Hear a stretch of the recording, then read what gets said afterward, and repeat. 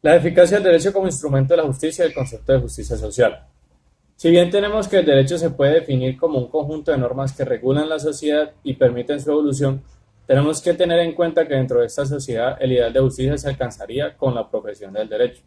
Pero he aquí la problemática que se presenta cuando pensamos en que el derecho es un instrumento de la justicia, dado que ambas definiciones, tanto la del derecho como la justicia, no son absolutas y son muy discutidas, es decir, son ambiguas en su teoría y aplicación. Por tanto, afirmar tal cuestión en que la eficacia del derecho es un instrumento para la justicia, tenemos que detenernos y pensar si es la justicia privada, colectiva o para la injusticia.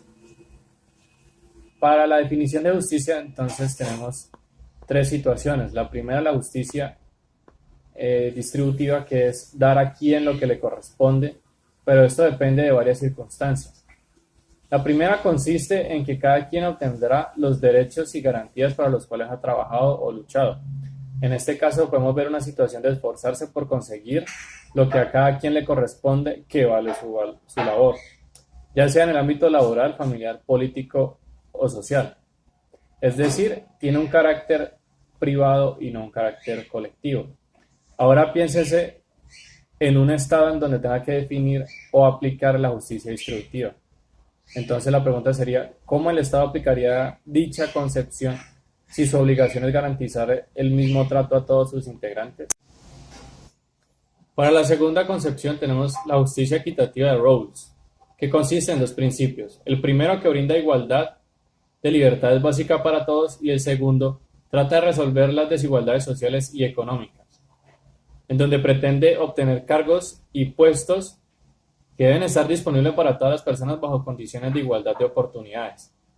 Y el segundo subprincipio consiste en que los miembros más alejados de la sociedad sean quienes tengan un mayor beneficio en la distribución de los derechos y garantías. Pero esta teoría es bastante criticada por diferentes autores que determinan que no es suficiente para dar entendimiento de la definición de justicia. Y la justicia basada en igualdad para todos, no tanto en sentido material, sino en igualdad de derechos, garantías, oportunidades, trato justo y dignidad. Ahora, enfocándonos al factor de justicia de un Estado, es complicado determinar entonces cuál es la definición que se escoge para realizar un ideal y una meta, y a raíz de ello un texto constitucional para lograr su materialización. Si bien es difícil, pues se debe tener en cuenta las diferentes definiciones de justicia y tratar de optar por aquella en la cual una sociedad determinada esté conforme, y asimismo fundamentar las bases normativas para su efectividad y los mecanismos para llegar a la justicia que toda la sociedad merece. Es en este momento donde aparece el derecho como el mecanismo para hacer efectivos los parámetros normativos de un marco jurídico determinado. Saber cuáles son los procedimientos para llegar a la justicia, saber sobre qué definición se debe alcanzar, sobre cuál será la autoridad competente para alcanzar dicha justicia y si hay un acuerdo con las posturas presentadas en el proceso, ya sea desde el punto de vista de una colectividad o sobre un individuo o grupo de individuos o del profesional del derecho. Esto si lo vemos desde un punto de vista del derecho como aplicación de la profesión. Ahora, desde un aspecto político en donde el derecho se presenta para cumplir con el ideal constitucional de justicia, en aquellos que se les designó como administradores del Estado realicen diferentes acciones encaminadas al cumplimiento de los fines del Estado y con ello un Estado justo, es decir, que exista una justicia social real en donde se garantice la igualdad de oportunidades tanto laborales como de educación, se respeten y toleren sin importar las diferencias de pensamiento, creo, físico, sexuales, la promulgación de valores éticos y que estos sean aceptados y aplicados por todas las personas.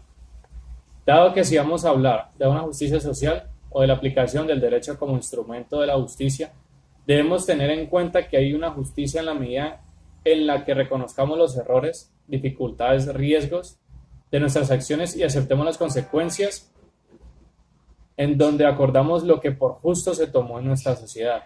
De lo contrario, seguirán siendo una situación difícil de concebir, y menos a través de una disciplina en donde todo corresponde a interpretación de la situación, el cual es el derecho.